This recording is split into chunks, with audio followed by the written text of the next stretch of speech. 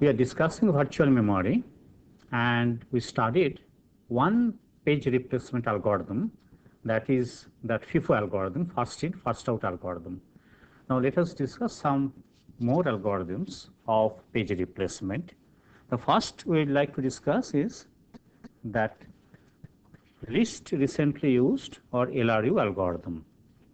Once more, the same page reference I have taken. I've assumed that there are 4 frames that is available, okay, for that process, and the least recently used algorithm is that replace that page which has been used least recently, right? Let us see. Say, like the previous cases also, that we assume that there's no page was there. The first page comes 1, there is a page fault. Then 5 comes, there's a page fault. The 4 comes, there's a page fault. 2 comes, there's a page fault, and all the frames are now full. Now 1 comes, right? You see that 1 is there, and therefore there is no page fault.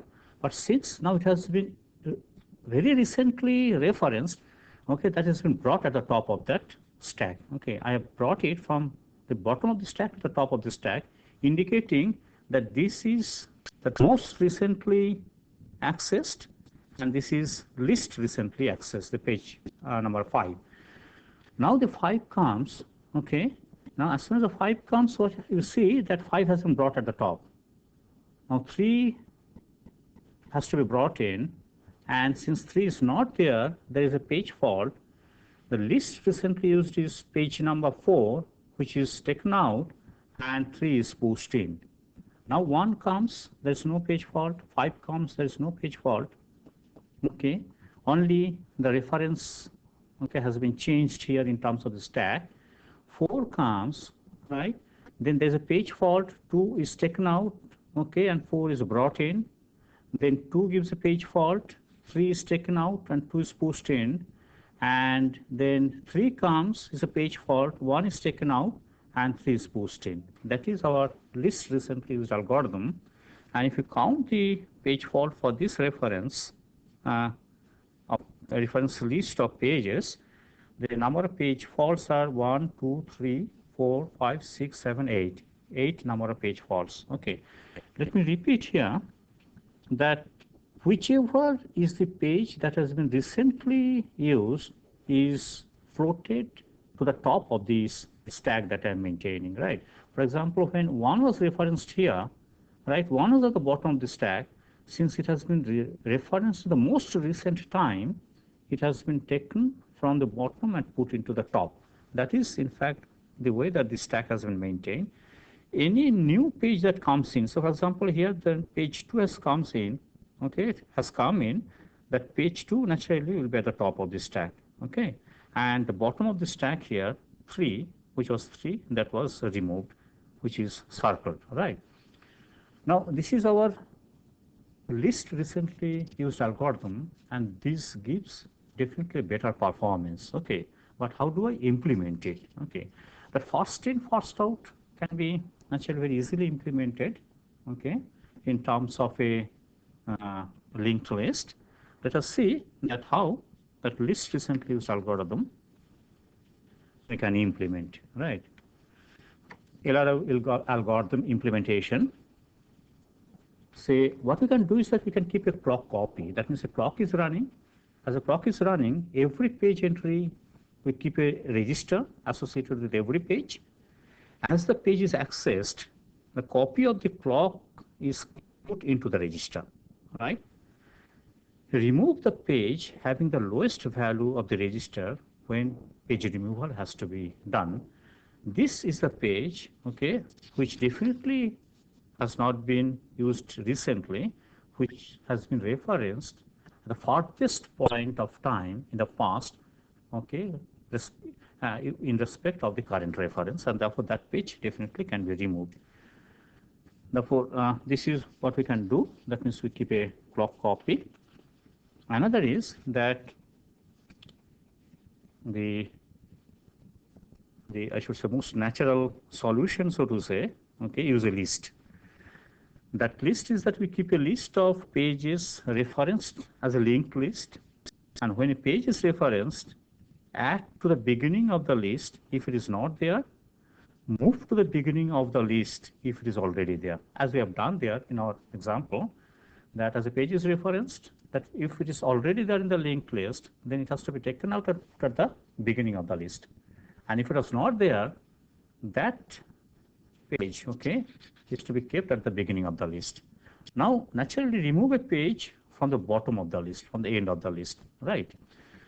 You can see that in such case, if we keep a linked list, okay, and update it the way that has been talked here, then no search for replacement is necessary. We don't have to search it. We just go to the end of the list, okay, and take that, swap it out for replacement. Third may be that we use a counter, okay. We keep a counter for every page, right? Increment the counter as a page is referenced and use any one of them, right? The least frequently used one, okay, the least frequently used one or the most frequently used one algorithm. Now, the logic behind using the least frequently used one is that the page has been brought, it possibly has not been referenced for sufficiently yet, and therefore, okay, use the least frequently used algorithm. That means use this algorithm for replacement. This tells me that this page, after it has been brought in, has not been referenced very frequently, and therefore possibly is a page which is not very much needed, and therefore is a candidate for removal, right? That is the least frequently used algorithms logic behind it. Let me repeat once more that after this page has been brought in, it has not been used very frequently, and since it has not been used very frequently, okay, the page is possibly not required much and won't be required very recently, and therefore remove it. Another is that one can use that most frequently used algorithm. It means that after the page has been brought in, it has been used very heavily. It has been used most frequently, and possibly its turn is over now. Okay, access has been made to it. Its utility is over, and therefore take this for replacement. Okay, take this for swapping out. Right. Which one to be used? Possibly that can be seen through simulation. Okay, and one of these algorithms may be used. Okay. Just mark the name that it has been said that least recently used algorithm, okay, right? Therefore, remove that page which has been used least recently. Now, all these algorithms that has been talked of, right, all the three algorithms that have been talked of, you can see that it needs some more hardware, and definitely it needs maintenance, okay, and therefore time consuming, especially the hardware part is there, that you'll have to either keep a clock or a register, etc., and copy it, okay, the value of the clock into the register, etc. And therefore, instead of exactly least recently used algorithm, an LRU approximation algorithm is many times that is implemented, okay, which have been shown here, right? What has been done is that in that approximation of LRU algorithm, what is done is that we keep a reference bit R for each page, right? Now set the bit when a page is referenced. Whenever that page is referenced, that bit is set, right? We reset all these bits periodically. That means, for example, with clock interrupts, okay, right? We can, or I mean, it may not be the system clock, some other counter, we could go on resetting all the bits periodically, okay? Then use a removal pointer P to find the candidate for removal, right? We keep a removal pointer to this page table, and that removal pointer P will tell us that which is the page which has to be removed. And this is the algorithm, simple algorithm that we use, that we advance P to the next page, and that is done, okay, when a reference to a page has been made and the page removal algorithm has to be active, right? Advance P to the next page. If we find, sorry, come here. If we find that reference bit is 1, the reference bit is made 1 at this point, okay? Sorry, the reference bit is made 1 at this point, that when the page is referenced, the bit is set. That means if this algorithm finds that r equal to 1, then this page has been referenced after it was last reset, and therefore it has been used recently, and therefore it should not be removed. Okay. Therefore, if r equal to 1, we just simply put that reference bit to 0 once more, okay, and go back to this point where we advance the pointer p once more, right? But if we find that r is equal to 0, that means we come via this path, which means that particular page has not been referenced, okay, after it was set to 0 at this step, okay, right? And therefore, it has not been used very recently, and it can be used for replacement, right? It can be taken for replacement, right?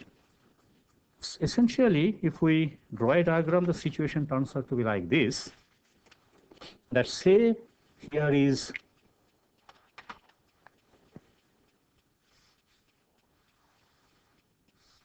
page map table, right? Here is the R bit. Say these are the different entries of the page map table, right? Now, periodically, we set this reference bit. This is our page map table. The reference bit to 0. Say all have been put to 0, right? Now, as the page is referenced, say this page has been set to 1. Say this page has been set to 1. This reference bit has been set to 1. This is remains 0. This is remains 0. That means after last the reference bit was reset, okay, these are the pages that have been referenced, okay. Now what we do is this: we keep a say pointer here. This is the pointer which was left here possibly. Now when a request for page replacement comes, we check this bit. If this bit is 1, this is made 0, right?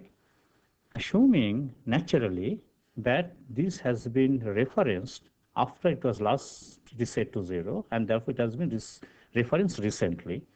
It is made to 0 and the P moves over to here. This is also 1, therefore it is made to 0 and P is moved over to here.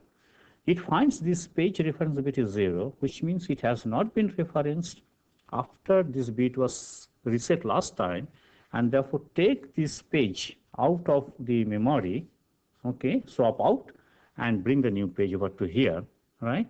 And naturally make this reference bit to 1 since it has been referenced very recently, okay. This is the way we go, and naturally this P pointer advancement is across the end of the table, okay, circular.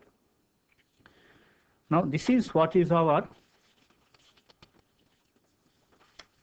LRU approximation is, okay. And important thing is that LRU gives a good performance, okay. That LRU algorithm gives a good performance. LRU approximation algorithm also gives a good performance, and therefore it can be implemented while virtual memory is implemented. Now another question now comes regarding that allocation of the frames, okay. That allocation of the frames, we can think of a fixed allocation, right, where that we make equal allocation to all the processes, irrespective of its size, irrespective of its priority, etc. Or we can make a proportional allocation depending upon its size or depending upon its priority, right? Therefore, we can do what is this, that on size we make the number of frames that will be allocated to a particular process different, or on priority we can number of frames allocated to a process that can be made different, right? Another is that when we should replace, Okay, what are the frame set or the page set which you should consider for replacement, right? That can be either local or it can be global. By local means that you choose a page from the processor's page set that is in the memory, right? Global is that irrespective processes that are in the memory, that means across PMTs, okay, of the different processes, okay, you do it globally. Now, if you check the globally, don't have to restrict to a particular process. Whichever page you think that can be replaced for better performance, you replace that. The replacement algorithm can be either local or can be global. Okay. Now let me now draw your attention to another problem which we call thrashing. Right. Now situation is that if enough frames is not allocated, right? If we cannot allocate enough frames to a particular process, the rate of page fault will be definitely very high, because you know that it will try to ask for pages. Okay, the pages will not be there because the number of frames allocated is insufficient, say, and therefore it will lead to very high overhead. Okay, because CPU will go replace a page. Okay, right, and then immediately after some time another page fault will come, right, and the operating systems will go and replace the page once more. Therefore, the very frequent page faults will take place, and if the operating system is keeping a statistics of the, so to say, that the performance, that means that throughput that is being generated, that application programs that is being run, it may mislead to believe, right? It may mislead to believe that the sufficient number of processes is not in the memory, and therefore it may tend to bring more processes into the memory, aggravating the situation further, right? That is why I have written here that OS may mislead to increase the degree of multiprogramming, assuming that enough processes is not there, and that is why the throughput is less, and that will further reduce the CPU effective utilization. By that CPU utilization, I mean effective utilizations. Okay, if the CPU's entire time is wasted only to take care of overhead, the throughput falls. Okay, and therefore it's not definitely CPU's effective utilization, which the operating system is supposed to look into and take care. Right. Such a problem is called thrashing. Right. Thrashing is essentially the process is mainly busy primarily swapping pages in and out. So if a process is there, very frequently page faults are occurring, and the page is swapped out, swapped in, and most of the time is spent over to there. The process doesn't make any progress. Okay, right? And such a situation, which is a very dangerous situation, we call it thrashing. Let us see when thrashing takes place. Right? I mean, we have seen when thrashing takes place. Let us see pictorially what the situation of thrashing. Here I have shown the degree of multiprogramming in this side, CPU utilizations here.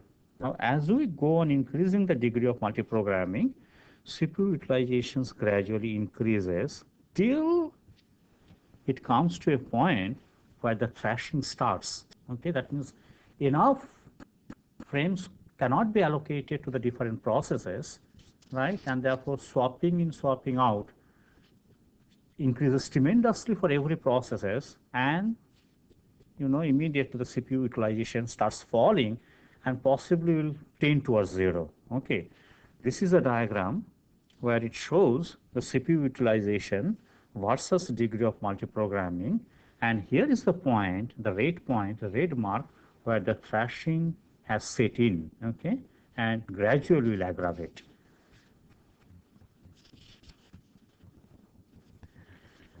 Here another graph I have shown, okay. All these graphs that I'm showing shows the nature, no, it's not exact graphs in that way, right? Exact, it only shows the nature of the changes, right? So here I have shown the rate of page fault versus the number of frames that is allocated. You see, as the number of frames allocated to a process increases, okay, the page fault rate will definitely falls very sharply, right?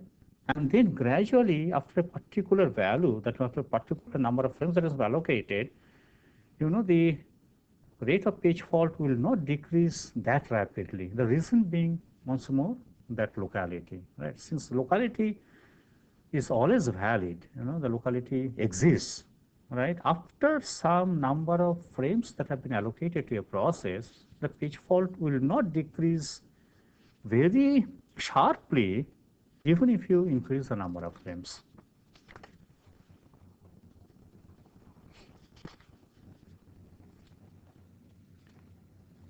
Here is that another graph, also is qualitative, I should say, that shows the nature, that shows that page fault rate versus page size, right?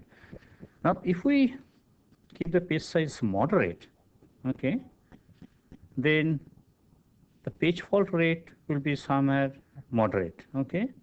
Now, if you go on increasing the page size, what has happened is this, that gradually more or more memory, that means locations are there, okay, the addresses are there, which are irrelevant so far as the locality is concerned, okay, it should not be accessed, which need not be accessed, right? But as the page size increases, therefore, the number of pages that can be accommodated in the physical memory decreases, right? And since the number of pages decreases, the page fault rate starts increasing, because since the page sizes are more, many spaces, many address spaces are there, which are irrelevant so far as the references are concerned. And since the page sizes are more, the number of pages that can be accommodated in the memory has fallen, and therefore when the reference shifts, that particular page will not be there, and therefore that page fault will start increasing till the page size transfer to be move closer to P, where P is that entire process's total page, total address space. As it moves towards it, naturally the page fault once more will sharply decrease, and will decrease to 0 as the page size tends to become the size of the entire address space of that particular process. Okay. Therefore, this is a situation, or this is the nature that we'll have to keep in mind when we decide about the page size. Okay. And it has been seen that a page size between 1K to 4K is quite okay in general, and in most situations, okay, in most cases, the designers choose 4K as the page size. Okay.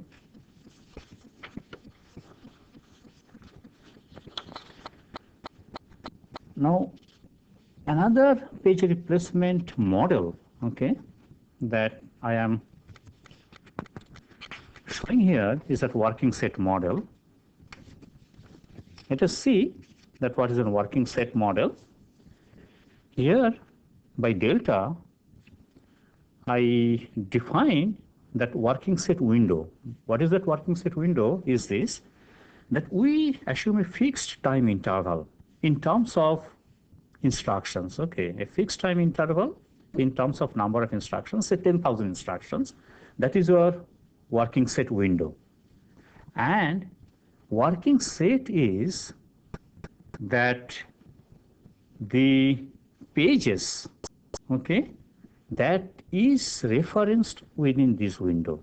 Let me repeat once more, that at any instant of time, say Ti, okay, the working set is the set of the pages that has been referenced within this window. Window is defined in terms of, say, the number of instructions. That means, let's say 10,000 instructions we have chosen. The 10,000 instructions we see, right? And within these 10,000 instructions, whatever be the distinct pages that has been referenced, that is the working set at that instant, okay, where I am checking it. Okay, starting from that instant, right, delta number of instructions back, that is the history I take, and the distinct pages that has been referenced within this window is taken to be the working set size. And that is why it is said that working set, not working set size, that's the working set. That's working set of the process Pj at time interval Ti. Let me give an example. Say this is the page reference, right? Let me assume that I'm checking only 7 instructions, right? 1, 2, 3, 4, 5, 6, and 7.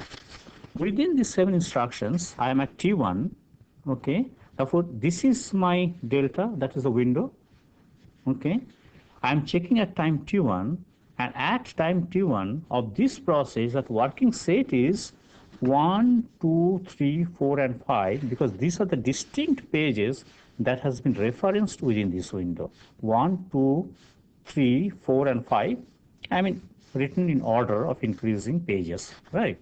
3 has been referenced thrice, but has been taken once, right? Similarly, the working set from the same process at time T2, okay, is 7 and 9, because within that 7, within this window, that within that 7 instructions, 1, 2, 3, 4, 5, 6, 7, the 7 and 9 are the only pages that has been referenced. Okay. Now that is our working set model. That is our working set, okay, in terms of a window. Now, if delta is too small, will not encompass entire locality, right? It will not take into consideration that entire locality if this window is too small. Working set, in fact, gives us, okay, an indication of the locality, right? If we make it too large, then naturally it possibly will encompass more than one locality, okay? And if it's very large, possibly it will encompass the entire process itself, right? Therefore, that working, for determining that working set window size has to be carefully, judiciously chosen. Now, WSSJ is a working set size. For example, the working set size here is 1, 2, 3, 4, 5. That means 5. Working set size here is 2, right? WSSJ is a working set size of the process Pj in the most recent delta. Okay, therefore, if this is a reference up to what we have considered, right, then working set size is 2 for this process that we are considering.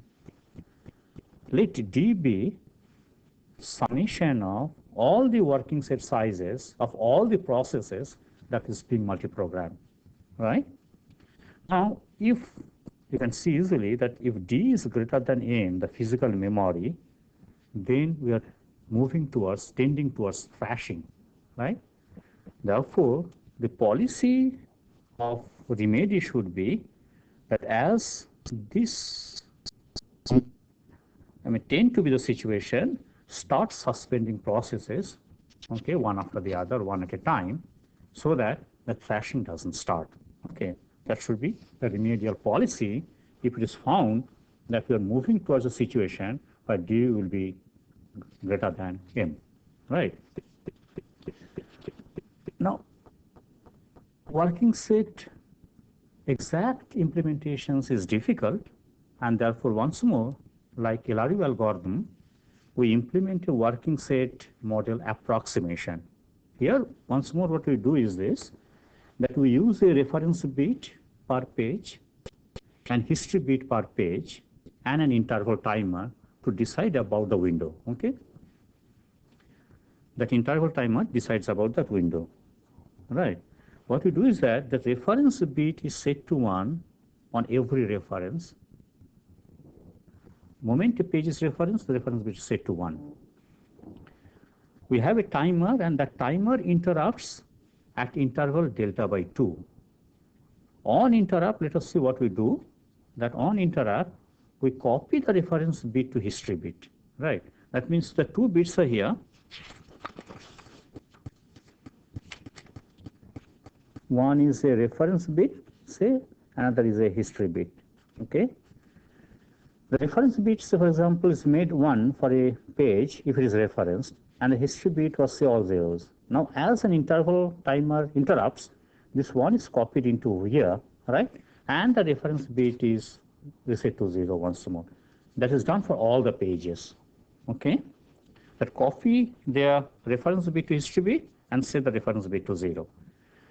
Now, when a page replacement question comes into the picture, then if we find that either or both the bits are 1 at the time ti, right, for a page p, then we take that page to be within that working set size, within that working set, and therefore that page should not be removed. Let me repeat once more. As at any instant of time set ti, when the question of replacement comes into the picture, we see for a particular page whether either this one history bit or the reference bit or both of them are 1 or not. If it is so, then this particular page, says page pi of say job jj, is in a working set of the job jj, and therefore should not be considered for removal. Okay, that is what is done over to here. Now this is in fact our that working set model and that working set algorithm, an algorithm based on the working set. The performance can be improved of this working set algorithm by increasing that interrupt frequency and the corresponding increase in history bits. We have taken only half the interval. Now, if you want to determine this working set, okay, more accurately, then instead of only interrupting at the half and keeping the history at the half, we can increase the time interval at which, okay, within that working set, that history will be kept, okay, and naturally the number of history bits should be increased, and that entire history bit is to be checked, okay, to decide whether a particular page should be in the working set or not, okay. That way, that performance can be improved. Now, that's all so far our working set model is concerned. Many studies have been made, and one can see in the literature, okay, if one is more interested in this working set model and the replacement algorithm based on this working set model. And that is all so far as our page replacement algorithms is concerned. And achieving virtual memory using demand paging concept is concerned. Now, the next question comes that if we can achieve virtual memory by using demand paging, can we achieve naturally that virtual memory using demand segmentation? Definitely yes. Okay, we can achieve virtual memory using demand segmentation. What we do here is this: like in the page table that we kept a valid bit. Okay, we keep a valid bit here also in the segment table to indicate whether the segment is in memory or the segment is not in memory, right? And we do not load all the segments of a particular process into the memory simultaneously. We put a segment in the physical memory only on demand. If another segment is asked for, and in the segment table if you find that the valid bit is 0, that means that segment is not in the memory, then only that segment is brought from the backup. I mean, I should not say backup, from the secondary storage, okay, direct access device into the page, and then process can proceed once more. During that time, naturally the process should be kept in the wait state, and another process should be brought into the run state, right? And that has to be done on segment fault. Now, for the situation, let me bring that my original diagram of that segmentation hardware. Here was a segment table. Here you put two bits once more. So one's a reference bit and one a change bit, like this. Say this is our segment table, right? Here was the got it limit. Here we kept the base, okay, base address of that particular segment, right? Now append with it two more bits in the segment table. One we call the change bit, and that is we call the valid bit. Now change bit is put to 0 when a new segment is brought in, and is made 1 the moment there is a change, okay, in that particular segment. That means it's somewhere in that address space, okay, something has been written into. And the valid bit 1 means that particular segment, say S, okay, this particular segment is in the memory. The 0 means it is not in the memory. Now, if a reference to this particular segment S of a process takes place, and if the valid bit is 0, immediately that trap takes place.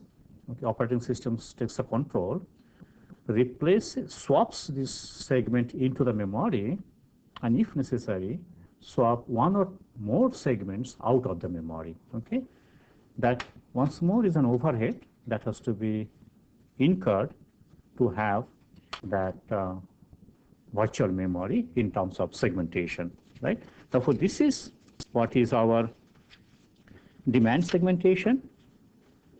Many of the discussions that we made, okay, will be similarly applicable to demand segmentations as well, and therefore I am not going into much detail about all these things that we have discussed in terms of demand paging. You can always try to fit one or other aspects of the algorithms into demand paging of into demand segmentation of demand paging to achieve virtual memory in terms of demand segmentation. And that is all so far as our memory management techniques are concerned, right? From the next cassette, we'll be moving to something new topic. Thank you.